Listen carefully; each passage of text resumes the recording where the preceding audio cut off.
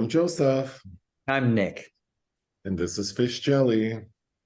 Oh, yes, yes, it is. Wow. What are you drinking? Uh, Mexican Pedialyte. Oh, yeah. Someone's ill.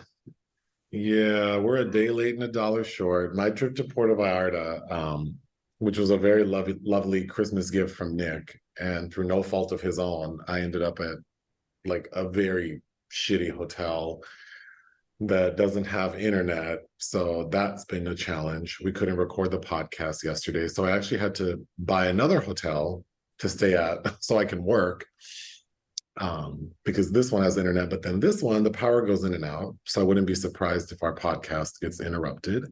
And then in between all that, I guess I have a stomach bug. I've been vomiting.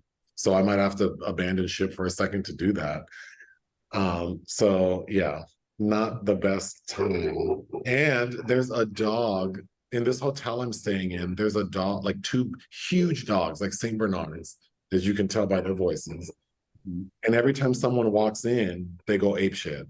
And this hotel probably has like 50 rooms. So I don't understand the purpose of this. Um, Well, it's like so a screwball comedy just somewhere in there, huh?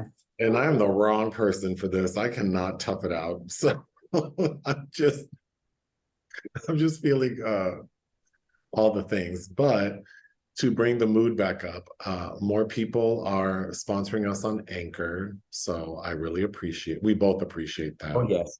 And if people want to do that, they can go to Anchor. It's starting at like 99 cents a month.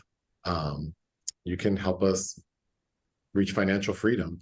Oh, I forgot to mention, because we're not together, we're recording this on Zoom. So on Spotify and Anchor, people can watch us interact and they can see me. I still look good even though I'm sick. So there's that. But Mhm. what did Alanis Morissette say? She's sick, but she's pretty. You don't agree? You are, yeah. Oh, look, 15 years ago, it would have been a different answer. Now it's delayed, forced yes. No, it would have been the same answer, please. Anyhow. I'm not good at giving myself compliments, so I think I'm always taken aback by it. Oh, so that's shade, but okay. Uh-huh. But no, of I find course. it remarkable how people can compliment themselves. I don't do it, but go off. But how have you been with me not being there? Missing you, but good. Yeah, right. Well, I've been busy because I'm covering Sundance remotely, and you know, every time I've done a film festival in this fashion makes me not want to do it because living life in between watching films with a certain time window is driving me crazy. So, Well, because when you're there, everything is, the majority of your time is spent on watching screenings, and now you have to balance all the other things. this is true. Because you do have to get to these screenings at a certain time in the festival, but then you have nothing else blocking you. So, Right. But and so what you reliably make a schedule. and there's no pausing, just film watching, and you're devoted to the art instead of my cat screaming at me or, you know, my mom calling. How's the cat? Fine, ornery, Does she have food and water? or she does. Mhm. Okay, just checking. I just wanted to mention a couple of things I learned during my first few days here. One is that I was stuck in the house in the hotel room, and the only channel that is in English is HGTV. So I've been watching a bunch of like House Hunters and something called Room Crashers. And if you don't know what it is, look it up. It's this guy, I believe his name is Todd Davis. He's a very hunky, like surfer type dude who was on a HGTV reality competition show, like I guess like 20 years ago. And he didn't even win. He was like a finalist, but based on his appearance, I can see why they grabbed him for his own show. And it is the most ridiculous. Some of this shit is so ugly. Even it's funny watching because you can, I believe on some platform you can watch older episodes, and watching what was considered like in style years and years ago is very entertaining. Oh yeah. Hmm. But this guy in particular, his thing is that he likes to do like kitchens and living rooms, and he always wants a backsplash, and he always picks like 3 colors, and he says these are your colors, and you have to see how he combines. There was one where he crashed someone's garage to make it into a man cave, which I hate that term. And when I tell you it was the ugliest shit I've ever seen, and still left the garage door up. So they didn't even like try to make that a real wall. And it's like the people saw it and they were living. Uh I've said this before. I enjoy being out of town by myself because I get to watch TV and it's fun the things I'm often shocked, like this is what y'all watching. But I'm entertained for a different reason. Um, Next, I know you know who the rapper Young Miami is. She's a member of City Girls, and you like that one song I recall, which I can't even recall the name of. Their big song. I I, do. I feel like Yeah. you play it a lot. Yeah. Anyway, Young Miami is officially dating Sean Combs, aka P. Diddy, and she did an interview recently with Trina, and she told Trina that she likes golden showers. For those who don't know, that's like a sex act where one person urinates on the other. So it was trending the last couple of days that the hashtag P, but it's PEE. So for some reason, that has tickled me for the last 2.5 days. Well, we have to grasp onto what we can to make it through. Hey, nothing wrong with that. But I feel like if I were a notable person, I mean, because I feel like there's nothing wrong with it, but it's right for like joke making. So, Mhm. I Well, and mean, then like we're forever going to be associated with that. and what if P. Diddy like dies soon, and then it's like everyone forgets that he's this like billionaire, like black businessman who's accomplished all these things and had all these hits, and then all we talk about is P. Diddy. Because that's the last shit he was associated with. Because if he died tomorrow, all the articles are going to reference how he was trending recently because of Yes. that. Yeah, he needs to do something reprehensible real quick. Wipe that clean. Yeah, he probably should. He should go like slap Ben Affleck or something. Um, so there is something in the Sorry to This Man section in the review for Missing. You Mm. said that Sarah Pauly is in Run, but I believe that's Sarah Paulson. So I was just like pulling teeth, like trying to find something because we haven't had anything in that section for a while. Oh, We're all entitled to mistakes. in the movie Run.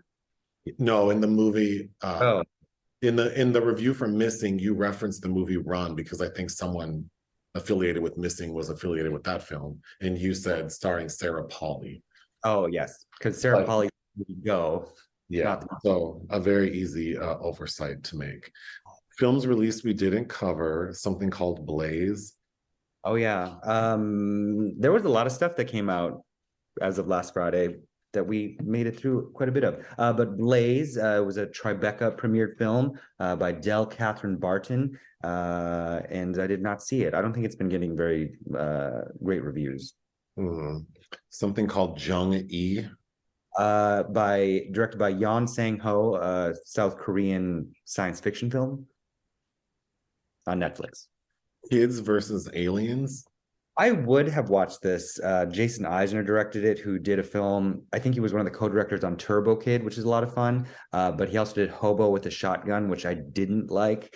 But if you look at the poster art, it looks like something that would be entertaining. But Lastly, The Wandering Earth 2.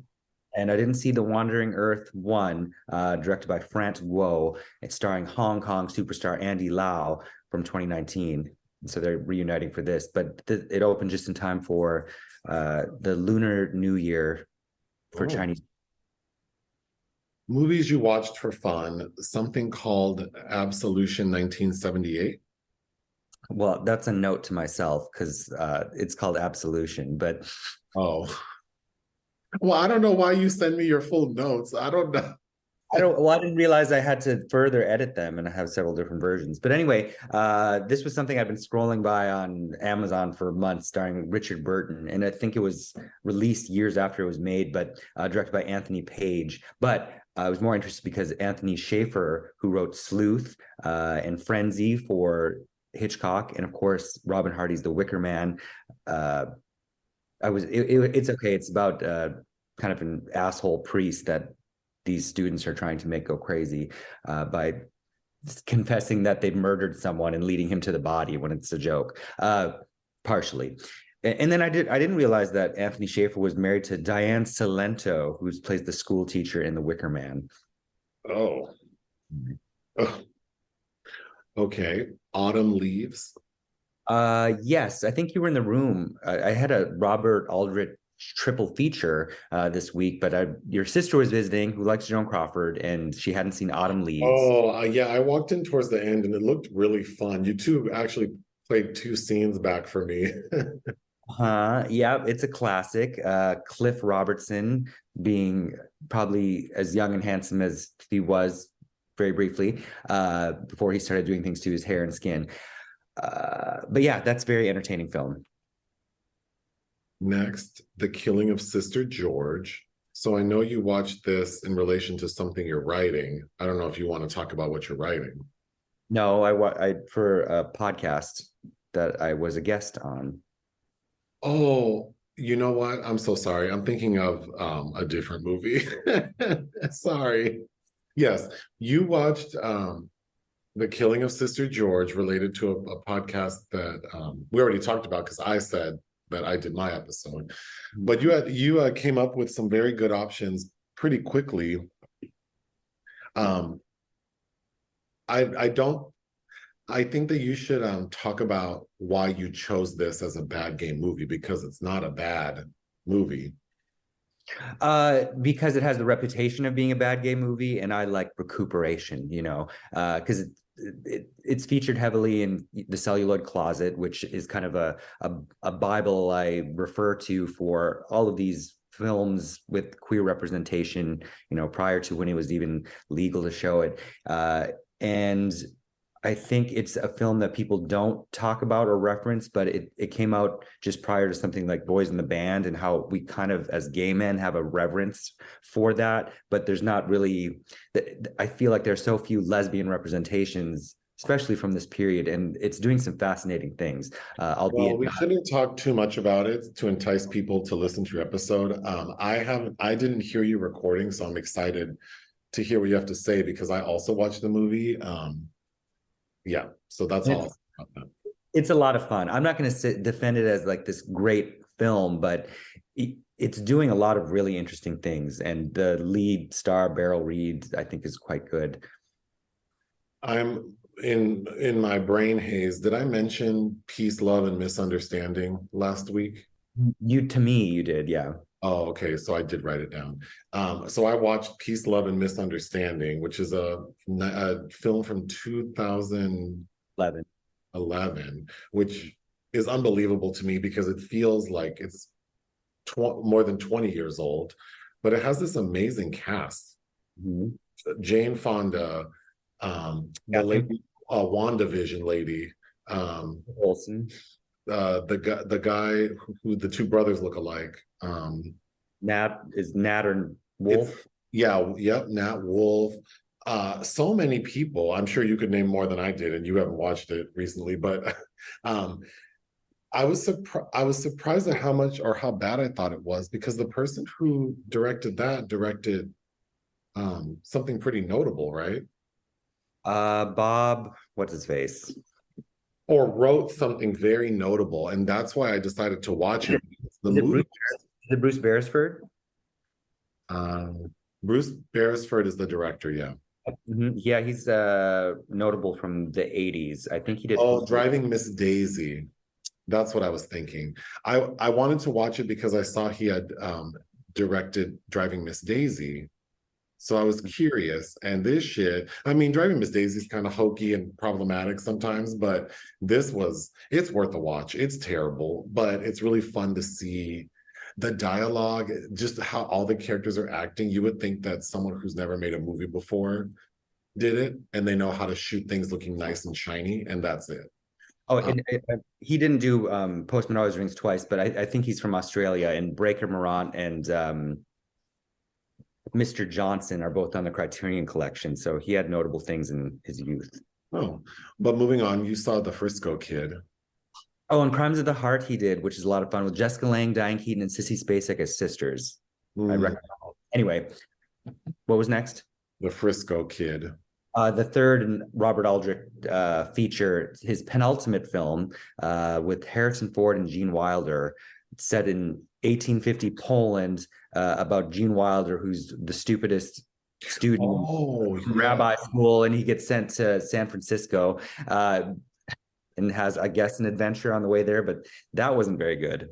Well, the movie suffers from like dated and offensive comedy because it revolves around this idea that Polish people aren't very smart, which is like so delayed and tired. And I know this was, when is the Frisco Kid? 1977? 79.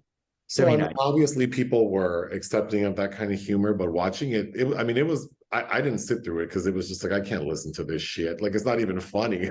It's not funny. And Gene Wilder is a very funny person, but he has no chemistry with Harrison Ford. The accent work is not good, but it's, I don't know. I didn't enjoy it. Next, Fast Walking.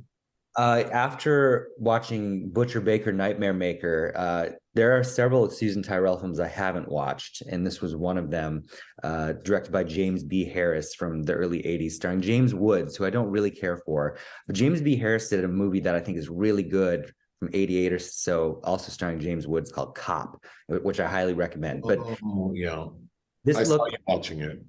Yeah, so Fast Walking is okay. It's basically about kind of a race war happening inside a prison. And Susan Tyrrell has a small part as James Woods' cousin / brothel madam that she runs out of a convenience store. Okay. So if you like her, she's not in it that much, but it's worth watching for her. But it also felt very dated. The Wounded Man. They had a special engagement of this at the Los Feliz 3 that I went to last week, Patrice Chéreau film from 1983. I hadn't heard, I'm very familiar with that director, but I hadn't heard of this film. And it stars Jean-Hugh Anglade, who you know from Betty Blue. He's very handsome, right? And it's a coming of age story, kind of, about this guy that discovers that his sexuality, but takes place primarily at this train station and it's, you know, right as, I think it's shot right as AIDS was hitting, the pandemic was hitting. So it doesn't take into account any of that, but it is wildly sexual and kind of shocking and depraved, and it ends in a very dark way. It was very I'm sure it resonated with you. Yes, very much so. So that was a treat that I stumbled into. Yeah. Next, The Burning. I hate this movie. I've seen it before, but you put it on randomly. What is this? What's The Burning? Which is like a Friday the 13th ripoff, where the killer's using those shears to kill everybody. Oh, this shit was so dumb. It was like a young Holly Hunter who maybe gets one line, Jason Alexander, Fisher Stevens. The only cool part is like seeing those people young for like 5 minutes, and then the novelty's done. The basic story is so dumb, like how the killer, it's just like there's no lore to it. They weren't even trying. I don't know, but this shit was hard to sit through. No, but I didn't realize Harvey Weinstein had a story credit on that film. Of course he did. Something called Barrier. The Jerzy Skolimowski retrospective at that same theater.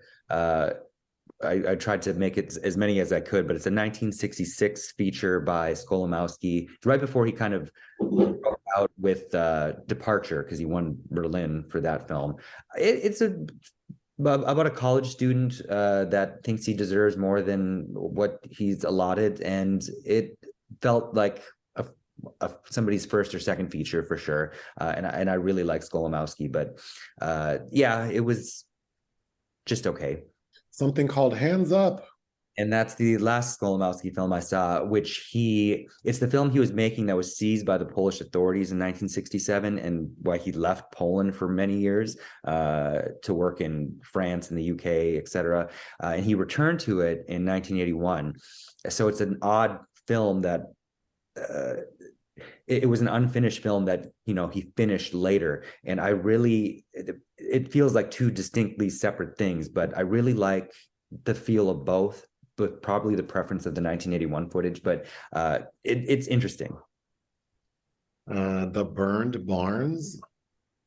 Yes, directed by Jean Chapeau. Had this sitting on Blu-ray forever, but 1973 French film that's notable for uniting Simone Signoret and Alain Delon, like two French titans, about a judge that knows this woman's son had something to do with the dead body. And you've seen this plot in all kinds of ways before, but I like those two leads quite a bit. Fantastic score by Jean-Michel Jarre. Which I've actually been listening to on Apple. And I think it was his second studio album. He was really big in the 90s for a song called Oxygen, which if you played it, you would know it. I didn't know that he was married to Charlotte Rampling for 20 years and had a kid with her. And of course, he's the son of Maurice Jarre, a very notable film composer who's done a lot of things, like Gorillas in the Mist and Year of Living Dangerously, of course. Oh, with Segovia Weaver. All Quiet on the Western Front. One of last year's notable films that I read the book in October, and I finally got around to watching that while you were gone. It's heavy. It's 2.5 hours, and the director Edward Berger is expanding it, because the book is a first-person narrative of recollections and memories, and they expand it to kind of like what's going on behind the scenes between the French and the Germans, which I don't know that I necessarily needed, but the battle sequences, it's very impressively shot. It's brutal. The Driver.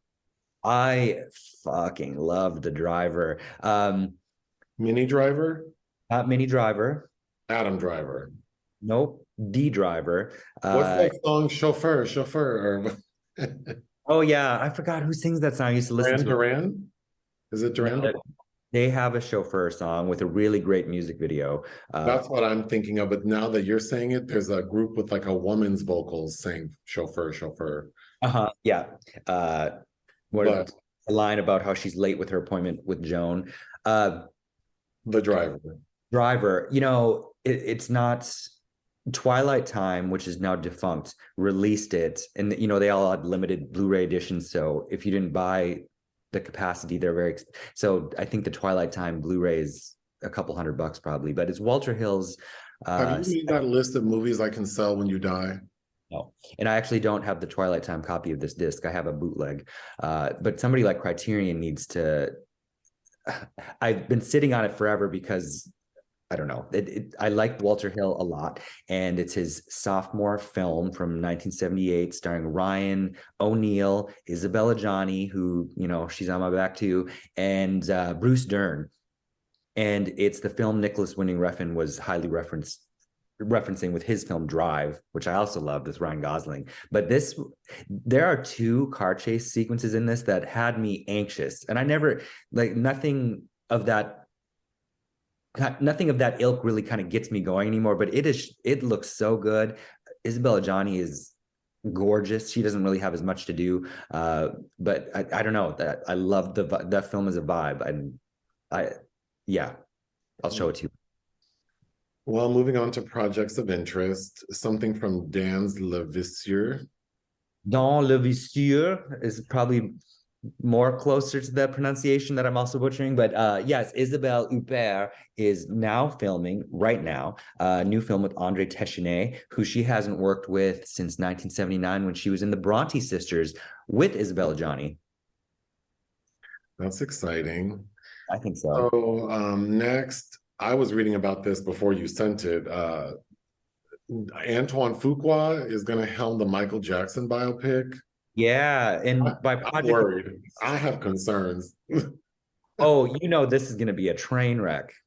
Well, based on Emancipation, I feel like he's I can't imagine he's going to make Michael Jackson seem like this very like I feel like the child molestation stuff may not go where maybe people might want it to go, but yeah, just the only movie I've liked of his, I think, is Training Day. Yeah, yeah.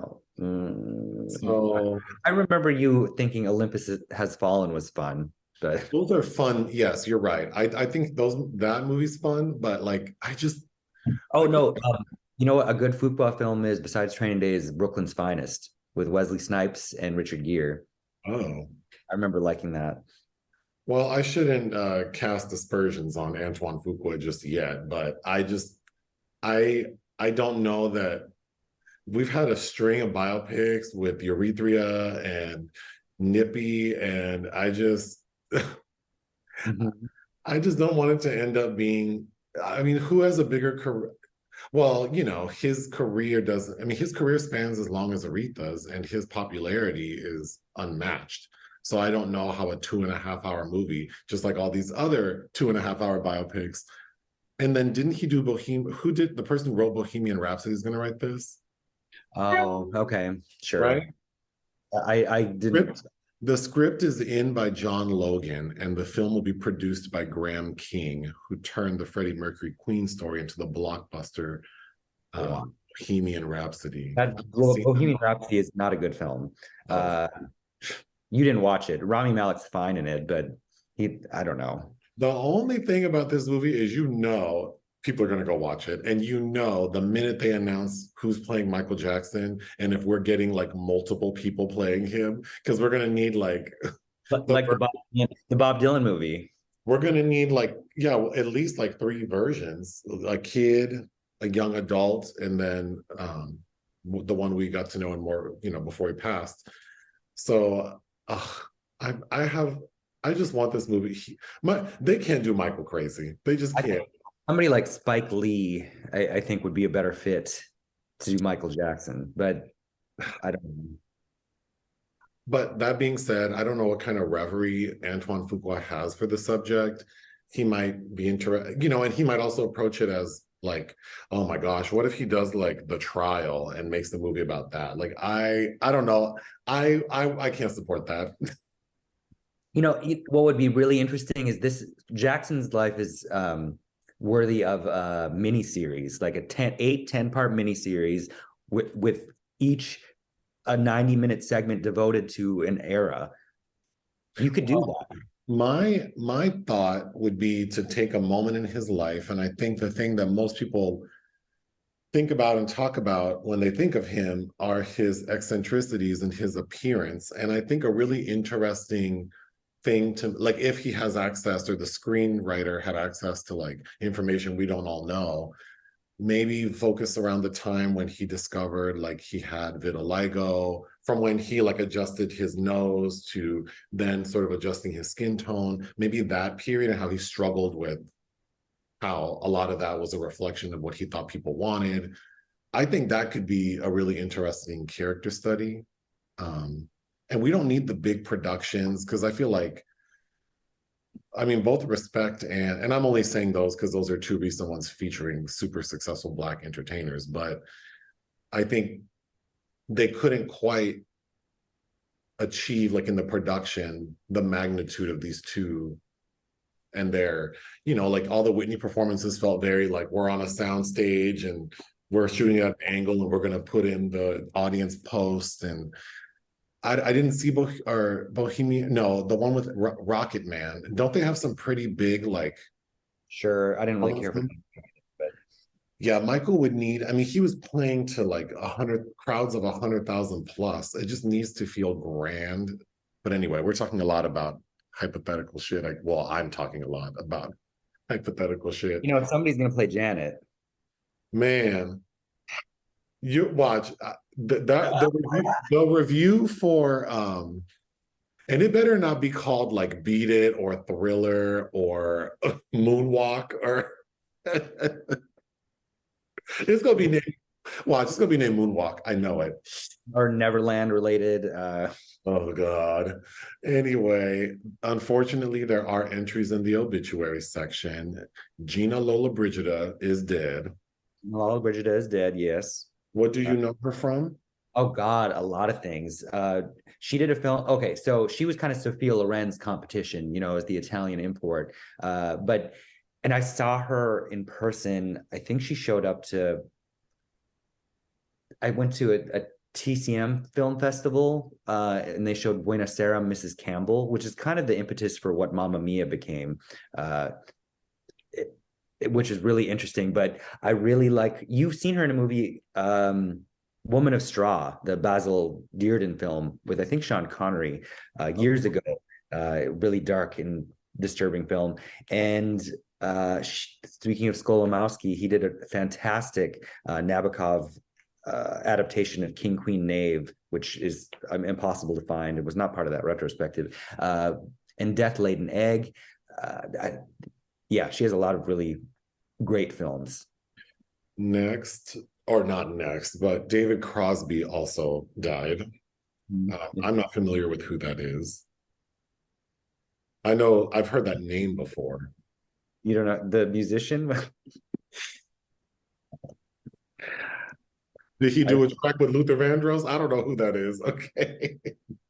I've heard, who I would have said? I probably, you haven't heard of Crosby, Stills and Nash? because there's someone named Bing Crosby. And if you asked me Oh, Crosby, I probably would have said Bing Crosby. Uh, I've heard of Crosby, Stills, and Nash is a thing I've heard. I don't know any songs. Do you? um, And you've been looking this shit up. Did you know a song before?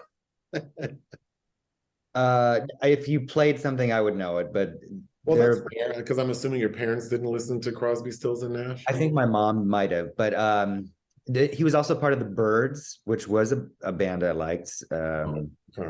They have what's the name of that song? It's on the Forrest Gump soundtrack. That every season turn song. But anyway, yeah, he's royalty in the world he's in, so it was a big deal to a lot of people. Well, goodbye to this person. He's also And also what? in his 80s.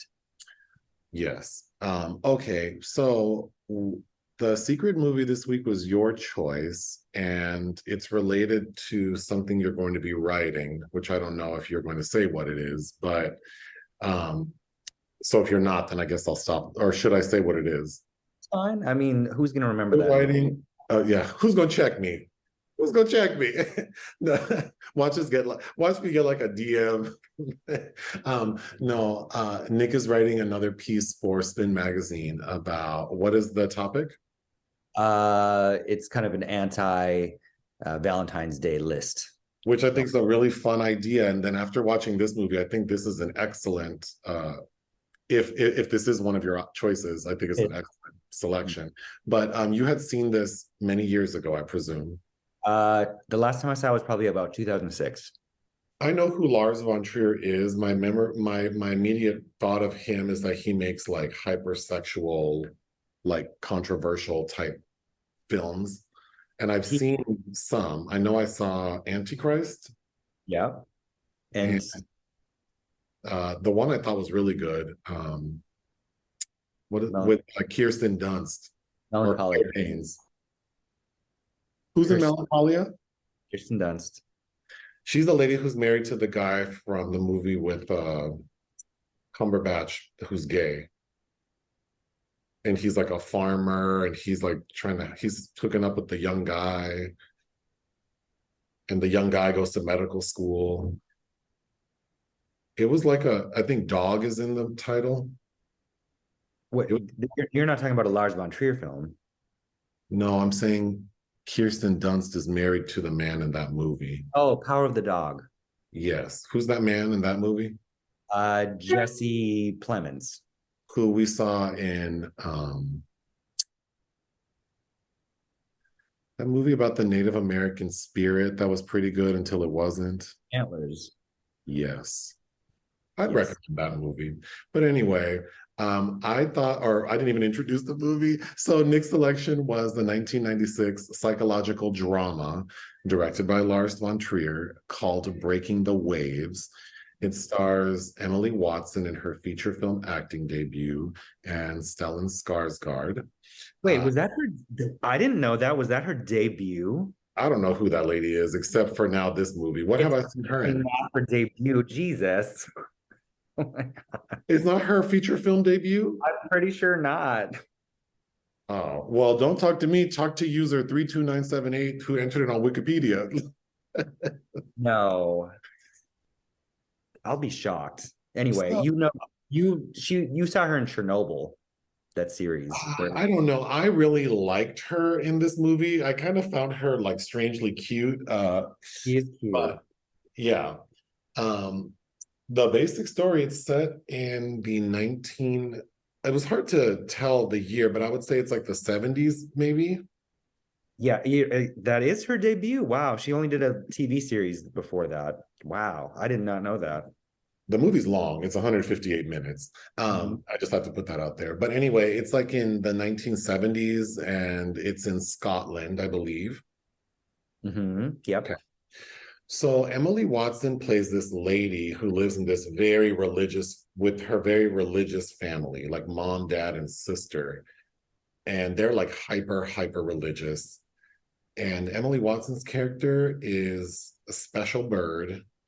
We know that she's had some mental health issues previously. At times, I think they're trying to make her seem simple. I didn't read her as being so simple. She just seemed naive. But Yeah. anyway, she bumps into Stellan Skarsgård one day. He plays a like a rig worker, like the people who work like offshore drilling oil, and they get married like immediately, like within the first what 15 minutes of this long ass movie. And basically, she comes to her sexual awakening. She was obviously a virgin before, you know, based on her family's religious beliefs. She was a virgin when she met him. He was not, clearly, because he's putting it on her. And this movie is the definition of being dickmatized. She is like looking at him like I need it, I need it. So she I mean, she is craving him physically and it seems emotionally too. And he's on this rig for like long periods of time, and one of his coworkers gets to come back early because he like sprained his wrist. So this bitch goes to church and gets on her knees and prays to God for him to be injured so he can bring his ass back home. And God listened and cleaned his clock. Like traumatic brain injury. He's like paralyzed from the neck down. So he comes back. And then a portion of the movie is like if Misery were like a Hallmark movie, because she's like obsessing over him, but she's not hurting him. I mean, she is in a way, but she's not physically, and she's not trying to. She just craves his body, even though it doesn't work. So he obviously gets frustrated and tells her, listen, it would bring me great joy if you go out here and have sex with other men and then tell me about it, because I can't use my own body and I'm getting really frustrated with you always picking and poking at me. So she starts her little escapades, which initially amount to hand jobs. But he tells her that shit is boring. Like I need to hear about intercourse. So she does. It doesn't help. So she thinks she needs to get extreme with it. And she ends up going to like a shipyard, which she had been to previously. And the men there, including Udo Kier, are very violent with her. And so she thinks that if she like gives like an even bigger sacrifice, like maybe allow herself, like I don't know what she was thinking, but what ends up happening to her is she gets gang raped, and the result of that is that she dies. Unfortunately or fortunately, like her prayers were answered, because while that's happening, Stellan, because he keeps getting surgeries to try to help him not be paralyzed, and the final one works. So I guess her prayers were answered, but now she's dead. And the final scene is him, because the church is being really disrespectful about her body because they say she's a sinner. So they're trying to bury her in like the raggedy part of the cemetery. So Stellan's like, nah. He gets his homeboys to fill like sandbags and tricks these fools into burying sandbags, thinking it's her. And then he takes her body out to the ocean and drops it. I actually thought this movie was excellent. I thought it's very dark, and I mean, it's not just, I'm used to shit like this now from you, so it's not disturbing, but it is, if you're not accustomed to watching stories like this, it is kind of shocking. But I think it felt sweet in many parts, and I think her love for him, and then I think what made me emotional was more him trying to do this final gesture for her, because it made me think that he really did. I wasn't unclear that he loved her throughout, but I think it was like, well, he only knew her for a little bit, and it was hot and heavy, and then he gets hemmed up. But I felt like he really did cherish her. So him going to the trouble and potentially getting in trouble for taking her body and dumping it in the ocean was very sweet.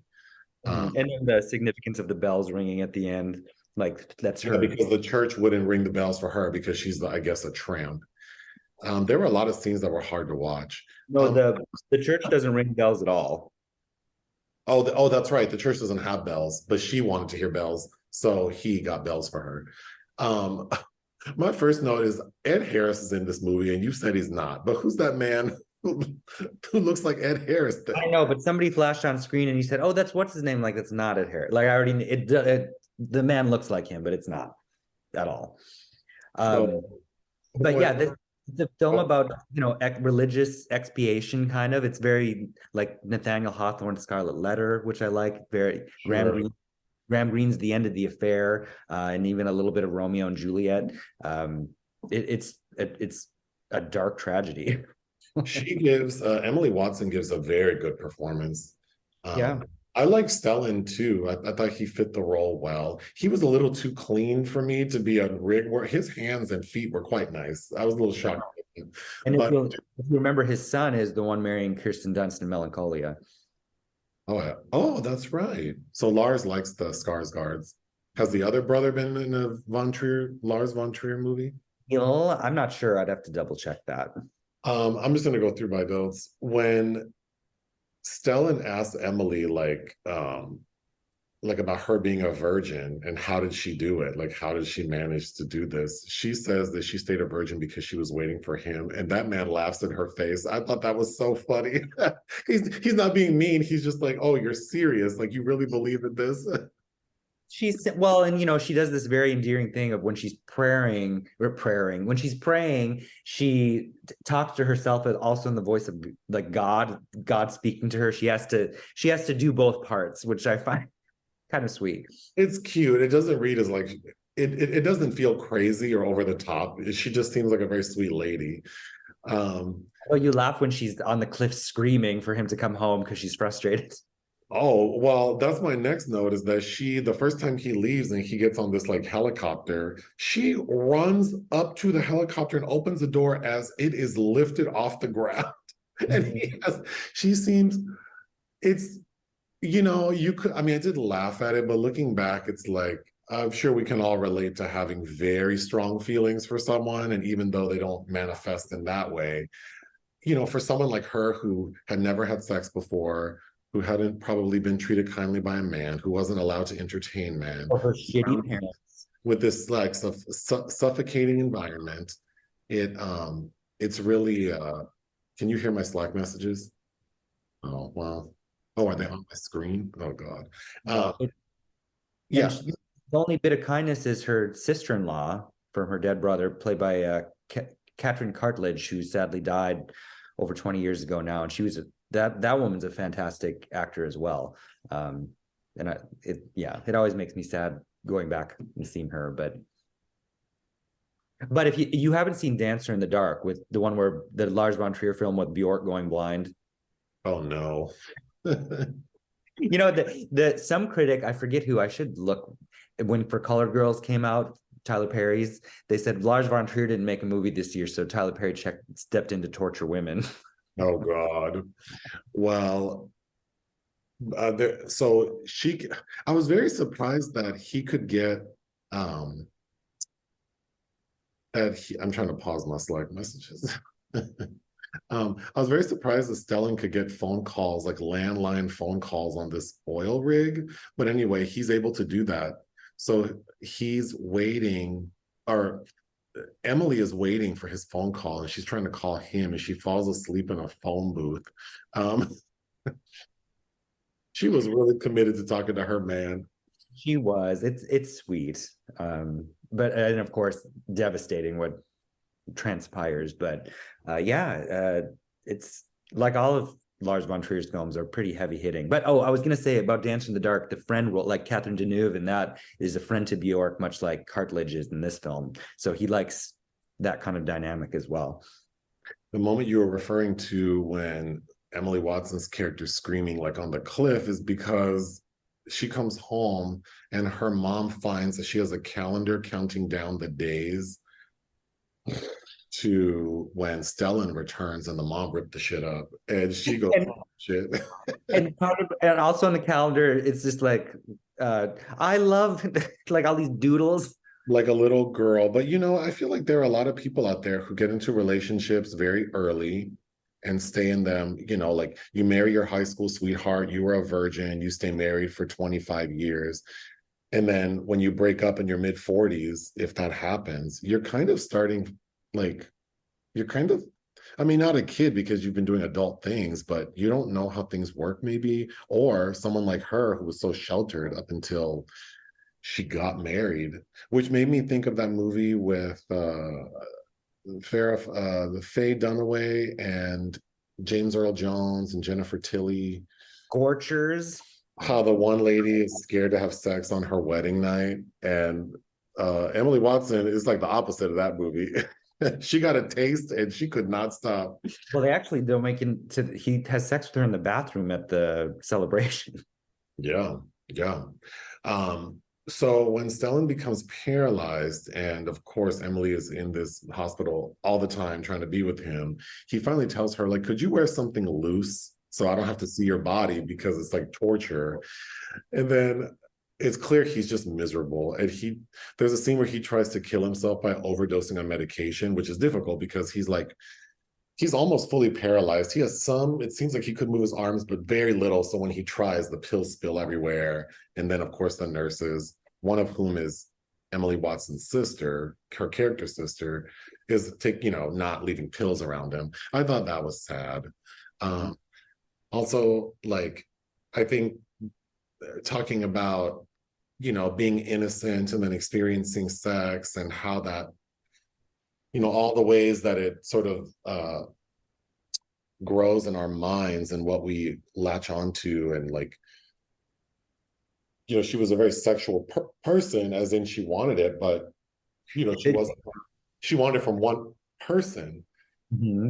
I think I might vomit again, but she wanted it from one person. So I think like there's a scene when she first gets on a bus, like trying to satisfy Stellan's craving for her to be sexual with other people. And she gives this man a hand job and he finishes and she's disgusted and runs off the bus and vomits, speaking of that. And, I just felt so bad for her because it's like, I feel like a lot of people, even more experienced people, are chasing a feeling that is like, this is not what I want. And I'm doing these things that are, it's complicated because only a portion of it's physical. It reminded me of being a teenager and chasing that feeling and getting into all kinds of stuff with all kinds of people that didn't feel good, but the biological portion of it felt necessary, I guess. But so then when she starts becoming more like she needs penetrative sex, she starts dressing up like I guess you could say like a streetwalker. And she looks crazy as hell. But I thought it was funny that she thinks an updo is sexy. Like when she starts street walking, she has this, I mean, it's a fine enough updo, but it's like, girl, that is not, I don't know how people in Scotland were doing back then, but that is not cute. it's funny. I've never watched it, but I had the VHS of a film she did right after this called Metroland with Christian Bale, where she kind of is styled in a similar way. But yeah. So Udo Kier is in it as one of like the rapists on the sailor ship. And I thought that was funny because he has this sort of sinister vibe to him. He's in a lot of Lars von Trier's things as well, including the Kingdom series and Nymphomaniac, etc. So then Emily Watson's character tries to be sexual with Stellan's doctor. And the one thing I was confused about in the story is I don't understand why the doctor seemed interested in her, because he ultimately tells her he's in love with her. And I don't know if like pickings were slim, but it's like, this lady has a history of like severe mental health issues, which is not like doesn't mean she can't have love, but it's like she has that going on. Then she has a husband who's paralyzed in my hospital who I'm taking care of, and she's a nymphomaniac. Like I was so confused why he still tried to like have like dates with her, thinking that they weren't going to end in her trying to have sex with him. No, and they do end poor. Well, the one ends poorly where she just gets naked on the bed Yeah, and he's like, "You need to get up and put your clothes and on." gets upset. Uh, So then when Stellan realizes Emily's not going to like let go, he has her committed.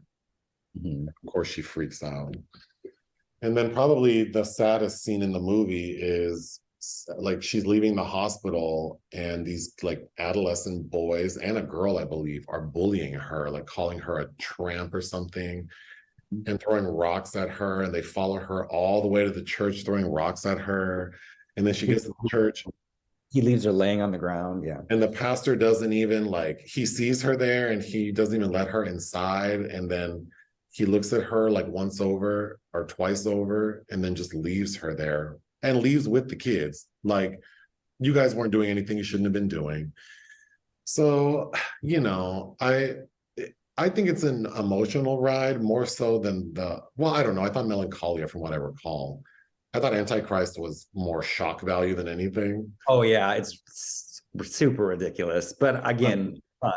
I was pretty emotional watching it because I could relate to a lot of things. And I think it's a really, for being so sexual, it's not super graphic. I mean, you do see her naked, but she's just laying there. We do see Stellan's penis, but he's not erect.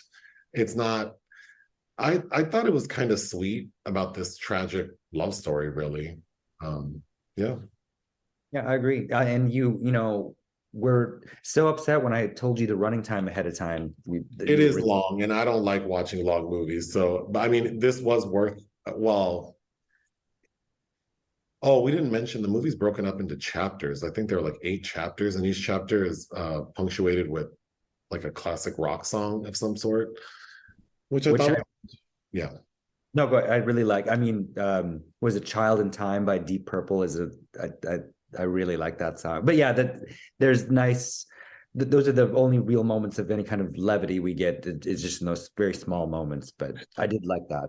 I thought this was, I mean, this would be a movie I would give a 4.5 to, maybe. Like, I can't say it's a 5 just because I did have a question about something that felt kind of odd to me, but yeah, I mean, it's a really fresh for the time, you know, I like when the 90s were filled with rom-coms or erotic thrillers, and then you have this thing, which is kind of a combination of the two, and it's told in such a unique way, and it has highs and lows, and it's like I was emotional, but it wasn't devastating. And somehow in the end, I was happy for both of them. Like, I'm glad that Stellan can walk and maybe move on with his life. And I'm glad that she's at peace. Like, because even if she stayed, her life would have been hard, even if she didn't die. Like, Well, living there, it's like you just need to get away. But of course, Emily, I can't believe I didn't know this was her debut. But wow, what would you yeah, give? 4.5. Yeah. Oscar nomination, of course. It won, I think, the Grand Jury Prize at Cannes that year. Although Lars had been making movies for over a decade, this was the major breakthrough for him, you know, on the world stage. But yeah, no, it's an impressive film. But again, I needed a reason to kind of go back to it because I do highly recommend it. But it's not something like all of his films you just pop in and are kind of like casually watching. But No, no. Well, you know, I'm sick and I did try my best. I'm sure I sound a little flat, although no more confused than I usually am. Uh, so this week we have 2 more reviews. Well, hopefully this podcast can go up on Monday. And then we have something tomorrow and the day after. I think I'm supposed to watch Infinity Pool. So there should be a review up by maybe Friday. and you people will be covering as well. Okay, so there's a lot to do. I hope Well, I start to feel better. you want to see that Kenya Barris, Nia Long, Eddie Oh, Murphy. yeah, yeah, for sure. Um, And I have a ton of things to watch because Sundance is going on right now. And we didn't even talk. Berlin announced finally their full program, the competition films. So that's very exciting to me, and I can't wait. But we can talk about that next time. Maybe you could make a video of your like most anticipated things to see in Berlin. Sure. Because that would be a short little video. Would it? Oh God, I guess not. Do you want to say anything else? No, it's just an overwhelming week for both of us for different reasons. That's all. That's right. Toodaloo.